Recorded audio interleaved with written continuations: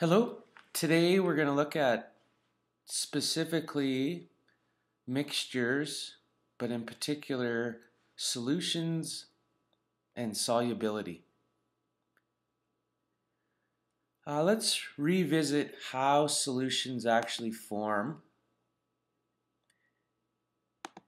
And so, as you can see in this picture, particle theory is important to discuss how solutions form.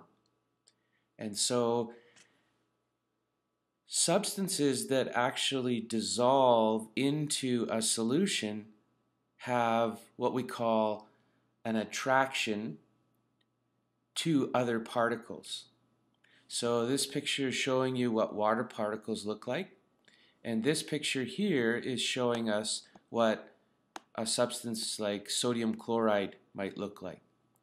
And so when we dissolve the substance into the water and it ends up disappearing in this next beaker, what's really happening is the water particles are surrounding the substance that's dissolving and literally hiding it. And so if something dissolves, water is attracted to these particles and therefore form a solution. If water doesn't attract to something, then the substance will just sit at the bottom of the beaker. There's lots of important terms when it comes to forming solution, so let's go over some of these important terms. The first term I want to talk about is aqueous solution. Aqueous means a solution in which water is our solvent. And so next it's like, okay, what's a solvent? Let's talk about that.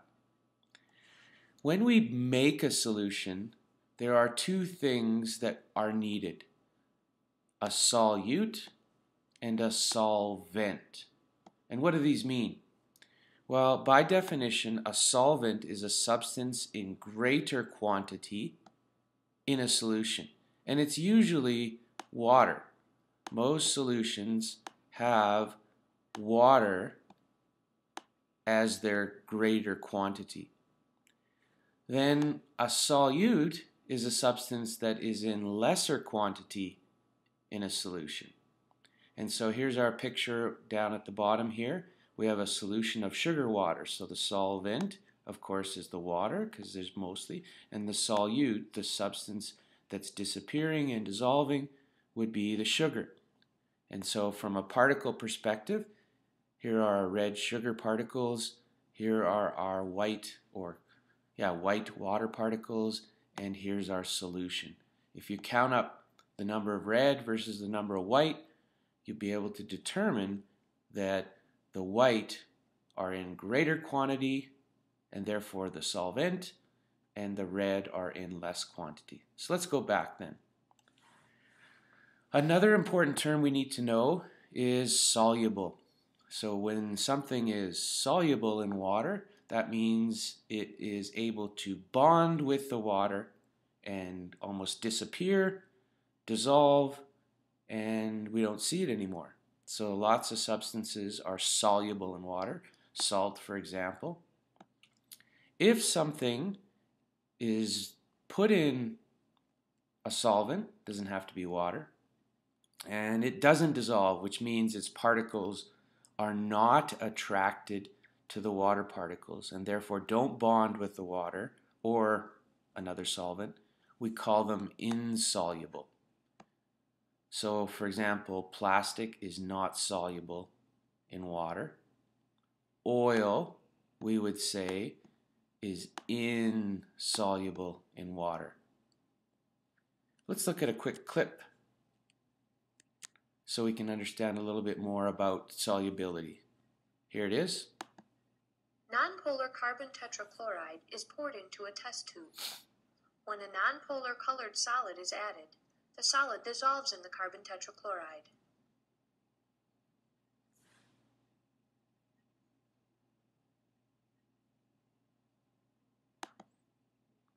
So from that first clip, you saw that both those two substances were attracted to each other, and therefore solubility occurred.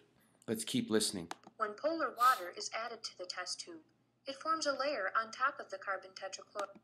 So now the water, which is strange but true, the water is insoluble with this other substance down below, which is carbon tetrachloride and I can't remember the other one. Since water is immiscible with and less dense than carbon tetrachloride.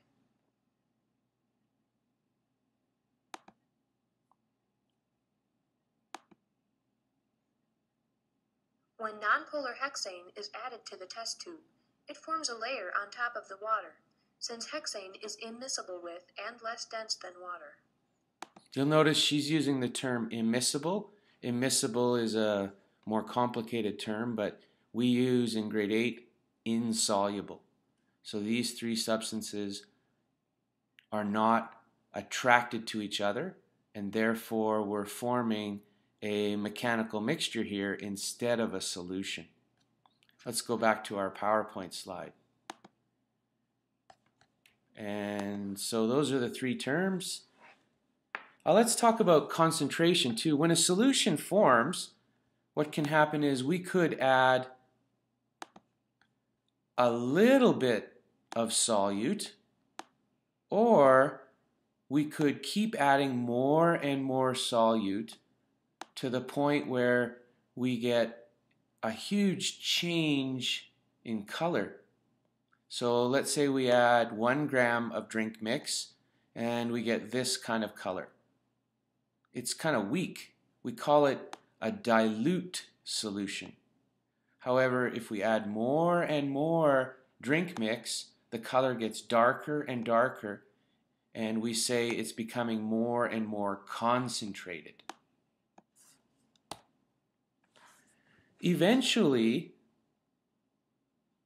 a solvent, like water, can only hold so much solute at a certain temperature. And when that happens, we say the solution is saturated.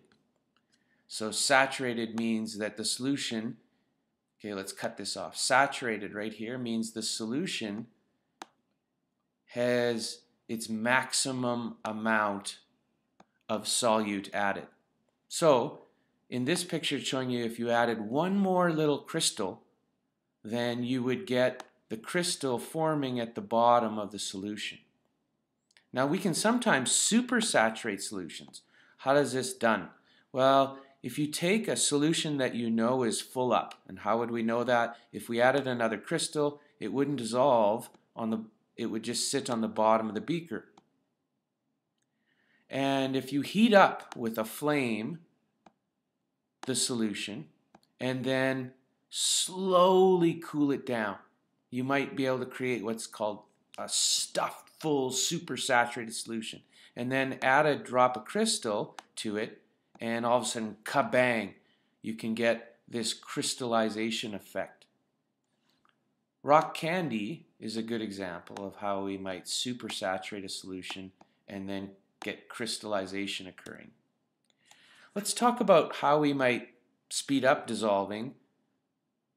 So one way we can increase how much we put into a solvent would be to increase the temperature if it's a solid or liquid, or we could shake or stir it, or we could break the pieces up into smaller areas, and that would make the dissolving occur faster. My last thing I want to talk about today is the term solubility. Now, solubility is by definition the maximum amount of solute that can be added to a solvent, which is usually water, at a certain temperature. And we always graph solubility so that we can see how this plays out. So let's look at this substance, potassium nitrate. As the temperature goes up along the x-axis, the amount of solute that we could add to 100 grams of water goes up and up and up. And same with sodium chloride, but not as much. You'll notice that sodium chloride has a gentle slope to it, which means its solubility doesn't change as much. Or in other words, the amount of solute we add doesn't change as much as we increase the temperature, whereas potassium nitrate has a huge difference between lower temperatures and higher temperatures. In any case, both solids and liquids will increase their solubility as the temperature goes up. So that means we can dissolve more and more. And this has to do with the particle theory. As particles are heated, they move faster and faster, and there's more collisions with the solute, which means there's a greater chance they're going to bind to the water and disappear and hide in the dissolving process. Gases, on the other hand, behave differently. When gases dissolve, they usually will not dissolve as well at higher temperatures. So the lower the temperature, the more gas that will dissolve in the liquid. So for example, here's a picture of pop. If your pop's cold, it won't fizz as much. And the reason your pop won't fizz as much is the carbon dioxide stays in the water or the sugar water solution for the pop. This has huge application in rivers and lakes because rivers and lakes need oxygen dissolved in them for fish to survive and other organisms. The colder the river or lake, the healthier it is because more types of fish and organisms that breathe underwater can get at the oxygen. As the river heats up or the lake, what happens is less and less types of organisms can survive there because there's almost no oxygen, there's no O2 in warm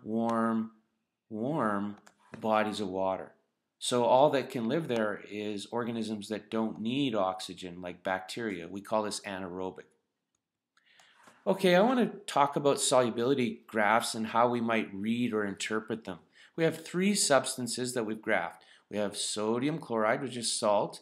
We have hydrogen chloride, and we have NH3, which is ammonium. Which of these substances is a solid? If you said NaCl, you're right. How do we know that NaCl is a solid? It's the only substance that slightly increases its solubility as we increase temperature. What about these two other substances? Well, they must be gases because gases, as we increase temperature, their solubility goes down, which means they leave the liquid. They bubble up and they leave as a gas. Let's see if you can interpret the solubility graph. Let's look at NH3. NH3. What's the solubility of NH3 at, let's say, 10 degrees Celsius? What's its solubility at 10 degrees Celsius? Well, here's how we would find that. We go over to the graph at 10 degrees Celsius. We go up till we hit the line for NH3. Up, up, up. NH3 is right about there. We go across, and we would estimate that NH3's solubility is 75 grams per 100 grams of water, or 100 mils of water. If we change the volume of water from 100 grams or mils to 200, its solubility would double. So it would be, this is per 100 grams of water. If you add more water, you could dissolve more NH3. Okay, let's keep interpreting. How much, at what temperature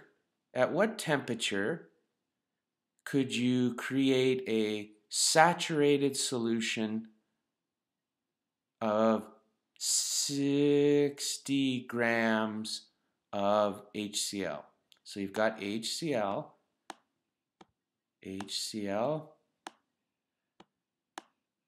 and you have 60 grams